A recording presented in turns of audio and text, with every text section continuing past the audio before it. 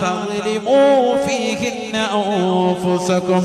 അല്ലയോ പ്രിയപ്പെട്ട മുഅ്മിനീങ്ങളെ, വിശ്വാസികളെ, അല്ലാഹുവിലും അവന്റെ റസൂലിലും വിശ്വസിക്കുന്ന മുഅ്മിനീങ്ങളെ, മരണത്തെ കുറിച്ച് ബോധമുള്ള സഹോദര, ഖബറിനെ കുറിച്ച് വിശ്വാസമുള്ള ഉമ്മ, ഒരു നിലയ്ക്കുമുള്ള നീചവൃത്യത്തിലേക്ക് നീ പോകരുതേ, പോകരുതേ.